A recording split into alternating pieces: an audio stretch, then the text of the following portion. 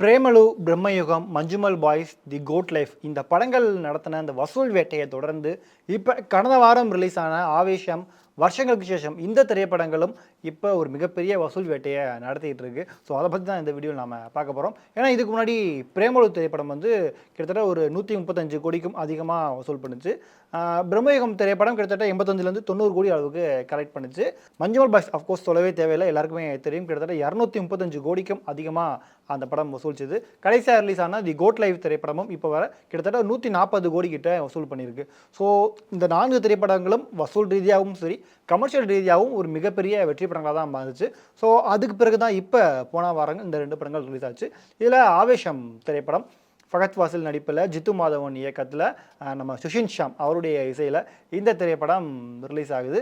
So படம் release ஆன அன்னைக்கே இந்த படம் வந்து மவுத் டாக் மூலமாக கொஞ்சம் கொஞ்சமாக இந்த படம் வந்து நல்லா ரீச் ஆக ஆரம்பிக்குது. குறிப்பாக ஃபகத் ஃபாசில் அவர்களுடைய அவர் நடிச்சிருக்காரு. ஸோ அவருக்கிட்ட தமிழ்நாட்டிலையும் அவருக்கு ஒரு மார்க்கெட் இருக்குது. ஏன்னா இங்கே அவர் வேலைக்காரன், லாஸ்ட்டாக வந்த மாமன்னன், இந்த மாதிரி நிறைய படங்கள் அவர் நடிச்சிருக்காரு, விக்ரம் அப்படின்ட்டு. ஸோ அவருக்கான ஒரு ஆடியன்ஸ் வந்து இங்கே தமிழ்நாட்டிலையும் இருக்காங்க, மலையாளத்துலேயும் இருக்காங்க. ஸோ அந்த வகையில் இந்த திரைப்படத்துக்கு கேரளாவை தாண்டி தமிழ்நாட்டிலையும் ஒரு நல்ல வரவேற்பு கிடைச்சது. குறிப்பாக ஒரு வித்தியாசமான ஃபகத் ஃபாசில் இந்த படத்தில் நம்ம பார்க்கலாம், கேரண்டியாக போய் நம்பி போய் பார்க்கலாம் அப்படின்னு அந்த ட்ரெய்லர்லேயே எல்லாருமே கெஸ் பண்ணாங்க. ஸோ அப்படி தேட்டருக்கு போன ஆடியன்ஸுக்கு அவர் வந்து ஒரு ஃபுல் மீல்ஸை கொடுத்துருக்காரு. குறிப்பாக அந்த இன்ட்ரோ பிளாக் ஃபைட் ஆகட்டும், கிளைமேக்ஸில் வரக்கூடிய ஃபைட் இப்படின்ட்டு நிறைய விஷயங்கள் நாம் சொல்லலாம். ஸோ அந்த வகையில் இந்த படம் ஒரு மிகப்பெரிய வெற்றி படமாக மாறி இருக்கு. படம் ரிலீஸ் ஆன 5வது நாள்லேயே இந்த திரைப்படம் 50 கோடி வசூலை தாண்டி இருக்குது. ஆக்சுவலாக இந்த படத்தினுடைய பட்ஜெட் வந்து கிட்டத்தட்ட 20லேருந்து 25 கோடி தான். பட் இந்த படம் இப்போ வர 50 கோடி வசூலை கிராஸ் பண்ணிருச்சு. இதில் இந்த படத்தினுடைய மிகப்பெரிய பில்லர் அப்படின்னா அது வந்து ஃபகத் ஃபாசில் மட்டும்தான். ஏன்னா அவர் மட்டும்தான் அதில் முகம் தெரிஞ்ச ஒருத்தராக இருப்பார். எல்லாருக்குமே பரிச்சயமான ஒருத்தர். மற்றவங்க எல்லாருமே அவருக்கு அடுத்தபடி தான். ஸோ அப்படி இருக்கிற பட்ஜெட்டில் 20 கோடி பட்ஜெட்டில் உருவான திரைப்படம் இப்போ 50 கோடியை கடந்து வெற்றிகரமாக ஓடிட்டுருக்கு. குறிப்பாக தமிழ்நாட்டில் சில தேட்டர்களில் ஸ்க்ரீன்ஸோட எண்ணிக்கையும் கொஞ்சம் அதிகரிச்சிருக்கு. ஸோ ஒரு வெற்றிகரமான பயணத்தை இந்த படம் போயிட்டுருக்கு. இன்னொரு பக்கம் வருஷங்களுக்கு சேஷம் வினித் ஸ்ரீனிவாசன் இயக்கத்தில் தியான் ஸ்ரீனிவாசன், பிரணவ் மோகன்லால், கல்யாணி பிரியதர்ஷன், ஒய்ஜி மகேந்திரன் அப்படின்னு பலரும் நடிச்சிருப்பாங்க. ஸோ அந்த திரைப்படமும் ஒரு வெற்றி திரைப்படமாக தான் மாறி இருக்கு. ஆக்சுவலாக இந்த படத்துக்கு விமர்சன ரீதியாக நல்ல ஒரு பாசிட்டிவான ஃபீட்பேக்லாம் வந்துட்டு இருக்கு. நம்ம ஆவேஷம் படத்தோட கம்பேர் பண்ணோம் அப்படின்னா ரெண்டுமே வேறு படங்கள். ஆவேஷம் திரைப்படம் உங்களுக்கு ஃபுல் அண்ட் ஃபுல் ஒரு ஃபன்னான, ஒரு கமர்ஷியலான, ஒரு வேறு மாதிரியான படம். பட் இந்த படம் வந்து ஒரு அழகான கவிதை மாதிரி, ஒரு போய்ட் மாதிரி இந்த படம் அமைஞ்சிருக்கும். அதாவது சினிமா வாய்ப்பு தேடி வர்ற 2 இளைஞர்கள் சென்னையில் இருந்து அவங்க எப்படி முன்னேறுறாங்க அப்படின்ற மாதிரியான ஒரு கதை. பட் இந்த கதையிலையும் முழுக்க ஒரு ஃபன் இருக்கும். பட் அதெல்லாம் தாண்டி ஒரு ஃபீல் குட் எலமெண்ட் இந்த படத்துலையும் இருந்தது. ஸோ இந்த திரைப்படமும் ரிலீஸ் ஆகி இப்போ வர கிட்டத்தட்ட 40 கோடி கிட்ட படம் கலெக்ட் பண்ணிருச்சு.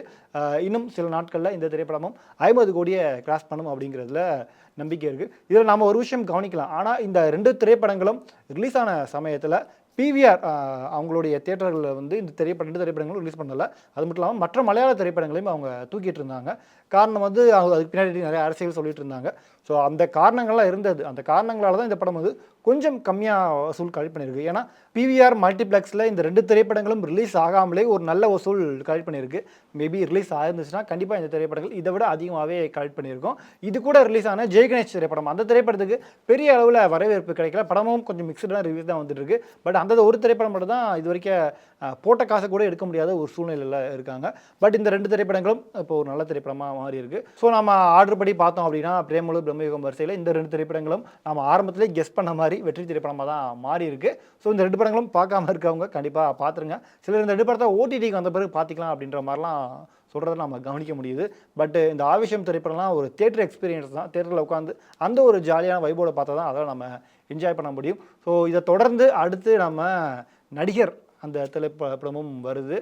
அஃப்கோர்ஸ் எல்லாருக்குமே தெரியும். ஸோ அந்த படத்துக்கும் ஒரு மிகப்பெரிய எதிர்பார்ப்பு இருக்குது. ஸோ இந்த 2 படங்களும் 50 கோடியை கிராஸ் பண்ணியிருக்கு. ஸோ போன வாரம் ரிலீஸ் ஆன 3 படங்களில் இந்த ஆவேஷம் மற்றும் வருஷங்களுக்கு சேஷம் இந்த 2 திரைப்படங்களும் ஒரு நல்ல பெயர் வாங்கியிருக்கு. வசூலையும் நல்லாவே கனெக்ட் இருக்குது. ஸோ இதுக்கு பிறகு அடுத்து நம்ம டொவினோ தாமஸ் நடிப்பில் மே ஸ்டார்டிங்லேயே நடிகர் படம் வருது. ஸோ அந்த படத்துக்கும் ஒரு நல்ல ஹியூஜ் எக்ஸ்பெக்டேஷன் இருக்குது. அப்புறம் ஜூலையில் நம்ம துல்கர் சல்மானுடைய லக்கி பாஸ்கர் அந்த திரைப்படமும் ரிலீஸ் ஆக போகுது. ஸோ அடுத்தடுத்து எல்லாருமே வெயிட்டிங்கில் தான் இருக்காங்க.